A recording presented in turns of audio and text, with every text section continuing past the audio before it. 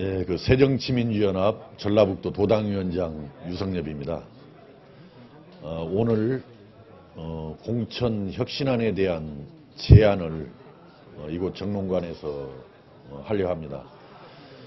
최근 새누리당의 김무성 대표께서도 취임 1주년 기자간담회에서 오픈 프라이머리 완전 국민 경선제를 다시 한번 확인하고 우리 야당에 또 촉구하기까지 했습니다.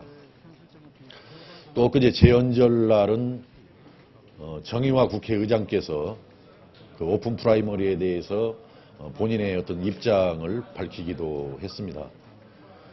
또 우리 새정치민주연합에서도 어제 1차, 2차, 3차 혁신안 발표를 하고 또 중앙위원회 어제 추인을 받았습니다마는 계속해서 공천 혁신안 등 혁신을 또 추진하고 이제 발표할 예정으로 있습니다. 이러한 차제에 새누리당의 오픈 프라이머리를 능가할 수 있는 그런 공천 혁신안을 여당 또 야당 측에 제의를 해서 보다 바람직한 공천 방식이 우리 대한민국 20대 총선을 앞두고 채택이 돼서 정당 발전 또 대한민국 정치 발전을 이루어가는데 좀 일조를 해야 되겠다라는 생각에서 나왔습니다.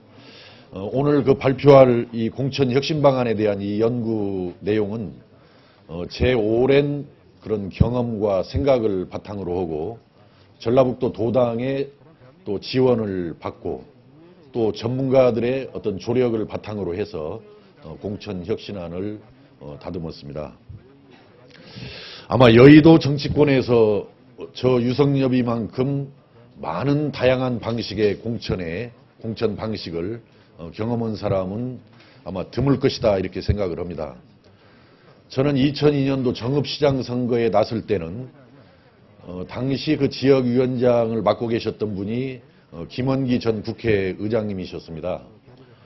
그때 김원기 국회의장님 지배하에 있는 대의원 경선제를 통해서 제가 정읍시장 민주당 공천을 확보를 하고 정읍시장 선거에 나섰습니다. 또 2006년도에는 그때 열린우리당 전라북도 도지사 경선에 나섰습니다마는 그때의 경선 방식은 권리당원 현장투표 방식이었습니다. 권리당원이 숫자가 무척 많다 보니까 시군별 순회 현장투표 경선을 치렀는데 그 당시 권리당원은 아무런 제한이 없이 아주 무작위적으로 후보에 따라서 모집한 권리당원을 가지고 경선을 치렀고 그 당시 경선 과정에서도 대납당원, 종이당원의 어떤 논란이 심각한 그런 권리당원 현장 투표를 통한 경선을 경험해 보기도 했습니다. 또 2008년도 18대 총선을 앞두고는 제가 그 당시 민주당에 공천 신청을 냈습니다마는 컷오프가 돼서 경선에 참여하지 못하고 무소속으로 나서서 총선을 치러야 했던 그런 경험도 가지고 있습니다. 그래서 저는 18대, 19대를 무소속 당선으로 국회에 들어와서 의정활동을 하고 있습니다. 작년에는 새정치민주연합 전라북도 도지사 경선에 참여를 했었습니다마는 그 당시 전라북도 도지사 경선 방식은 공론조사 방식을 채택해서 경선을 치렀습니다. 공론조사 방식은 일반 전화에 의해서 선거인단을 1,500명을 확보를 해서 1,500명을 대상으로 정견 발표와 토론을 한 후 현장에서 투표하는 방식이었습니다마는 이 여론조사 방식으로 선거인단을 모집하다 보니까 특히 일반 전화를 가지고 선거인단을 모집하다 보니까 작년 전라북도 도지사 경선에서는 착신 전환, 일반 전화를 휴대전화로 착신하는 착신 전환 문제가 커다란 논란이 되기도 했습니다. 이 착신의 문제는 불법 착신도 그 자체로 범죄적인 행위가 되겠습니다마는 설사 불법 착신이 아니라 하더라도 조직적이고 체계적으로 일반 전화와 휴대전화 착신을 많이 해놓으면은 여론을 심각할 정도로 왜곡을 시키는 그런 어떤 부작용을 낳기도 했습니다. 그동안에 제가 치루었던 여러 가지 그런 경선 방법에 대한 제 소회와 또 그동안에 우리 정치 발전을 위한 여러 가지 고민 끝에 오늘 이 공천 혁신 방안에 대한 그런 연구를 여야 정치권에 제시하게 됐습니다. 자료는 여러 가지 배포를 해드렸습니다만은 간단하게 그 자료를 중심으로 설명을 드리겠습니다. 공천 혁신안 검토 배경에 대해서는 앞에서 말씀을 드렸고요. 무엇보다도 여기서 강조하고 싶은 것은 새누리당이 제시하고 있는 오픈 프라이머리보다도 훨씬 민주적이고 공정하고 투명하고 합리적인 방식이라는 점을 서두에 강조해 드리면서 몇 가지 말씀을 드리겠습니다. 기존 공천 과정 및 방식의 문제점을 말씀을 드리면은 공직선거 후보자 추천관리위원회 일명 공심위의 전횡으로 많은 부작용과 혼란이 있어 왔습니다. 특히 2, 3배수 컷오프 과정에서 자기 사람 챙기기라는 많은 논란 속에서 공정한 경선이 저해되는 잘못된 공천의 온상이 되기도 했습니다. 또 아울러서 전략공천을 남발하고 단수공천을 남발함으로 인해서 후보의 경쟁력을 저하시키고 당내 계파 간의 갈등을 초래하기도 했습니다. 특히 여론조사 방식은 앞에서도 제가 말씀을 드렸습니다마는 여론조사는 아무리 공정하게 해도 그 신뢰 수준의 문제, 오차가 존재함으로 인해서 기본적인 한계를 가지고 있을 뿐만 아니라 특히 일반 전화를 가지고 하는 여론조사는 착신 전환이라는 심대한 여론 왜곡을 피할 수 없기 때문에 어떤 경우에도 여론조사는 경선 방식에서 배제를 시켜나가는 것이 이 나라 정치 발전을 위해서도 정말 중요한 일이다 이렇게 생각을 합니다. 세계적으로도 여론조사 경선을 가지고 공천을 운영하는 나라는 아마 우리나라와 대만밖에 없는 것으로 이렇게 알고 있습니다. 배심원제는 아마 여러분들이 잘 아는 대로 과연 어떤 사람들을 누가 배심원으로 선정하고 관리하느냐 하는 배심원 선정 관리에 있어서 심대한 공정성 침해 논란을 지적받고 있는 그런 근본적인 한계를 가지고 있습니다. 또 오픈 프라이머리 제도는 당 지도부가 기득권을 완벽하게 내려놓는다라는 그런 장점은 있고 또 평가할 만한 점이라고 생각을 합니다마는 오픈 프라이머리는 여전히 조직 동원의 부작용과 함께 정당 책임 정치의 약화를 초래하고 현역 국회의원에게 절대적으로 유리한 결과를 가져오는 아주 그런 문제점을 가지고 있습니다.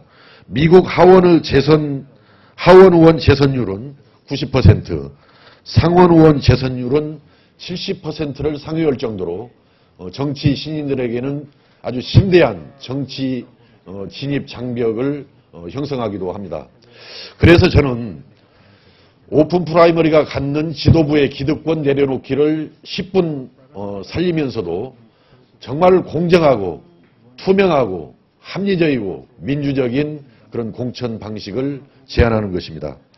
그래서 제가 기본적으로 주장하는 것은 공심위를 완전히 해체해서 공직후보자 자격심사위로 전환할 것을 첫 번째로 제의합니다. 사전에 마련된 아주 객관적인 기준, 정의화 국회의장께서는 매뉴얼이라고 표현을 하시던데요.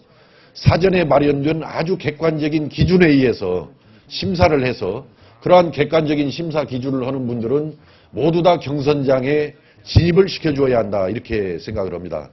컷오프는 절대적으로 폐지를 해야 된다. 그래서 후보 날림의 문제가 있겠습니다만 그것은 다소 시간과 비용이 들더라도 결선 투표제를 통해서 얼마든지 해결이 가능하고 결선 투표제를 통하면은 민의를 10분 반영한 그런 경선 결과를 만들기도 할 것입니다.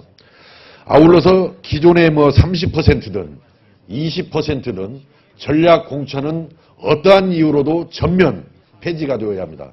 물론 전략 공천의 취지가 잘 살려진다면은 또 좋은 측면이 있습니다. 신인들을 정치에 진입시킬 수 있다라든지 아니면은 소수자, 약자를 배려할 수 있다라는 그런 측면도 있습니다만은 이 전략 공천이 우리 과거나 역사를 봤을 때 전략 공천 본래의 취지대로 작동되지가 않았다.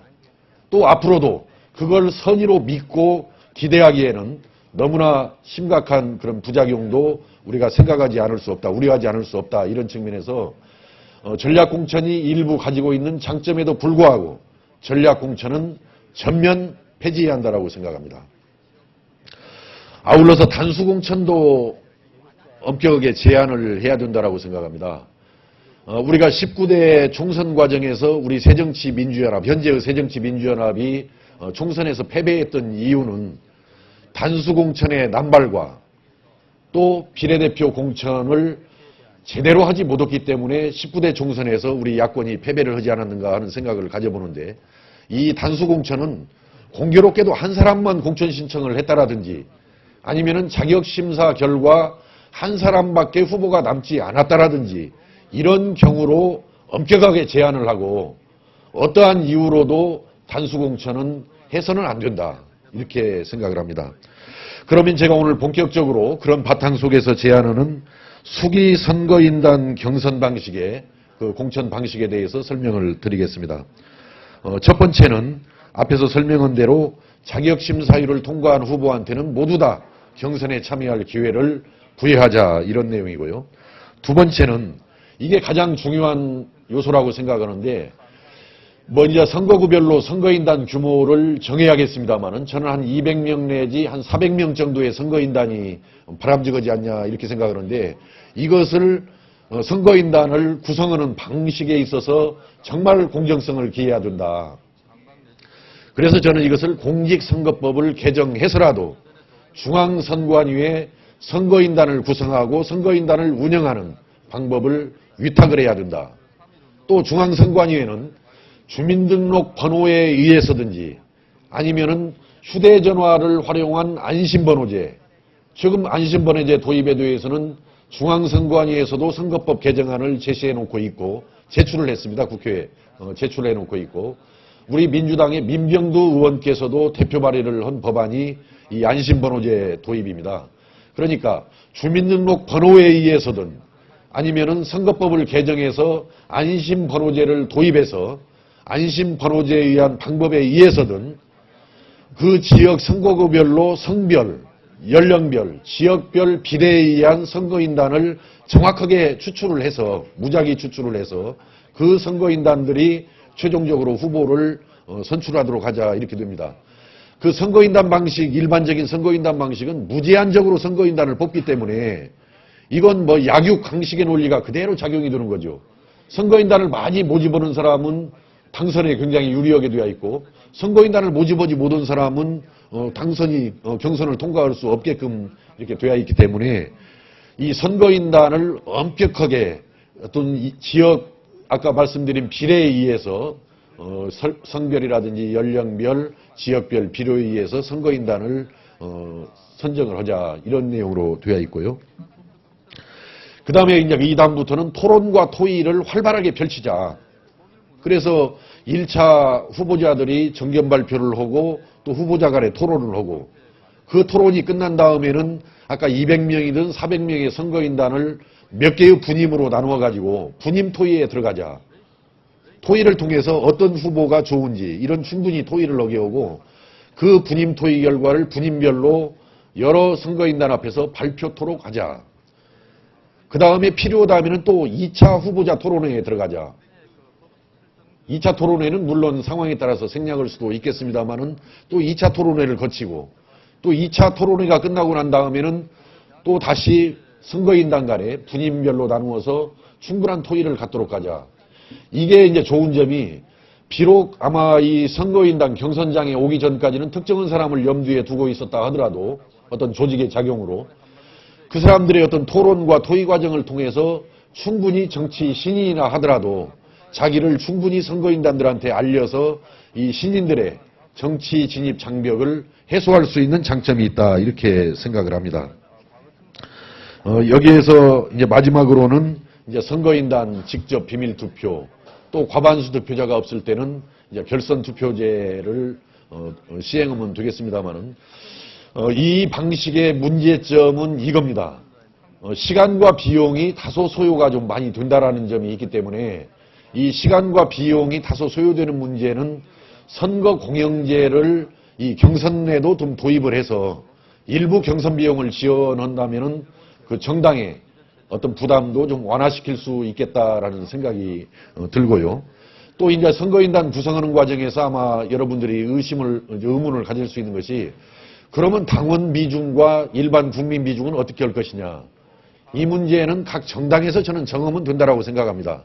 당원 50% 또는 국민 50%로 정해도 좋고 아니면은 국민의 비중을 높이다 보면은 현재 새정치민주연합에서는 4대 6으로 당원 40, 국민 60으로 하고 있습니다만은 제 개인 생각 같아서는 당원을 뭐 30으로 하고 국민을 70으로 해도 무방하겠다.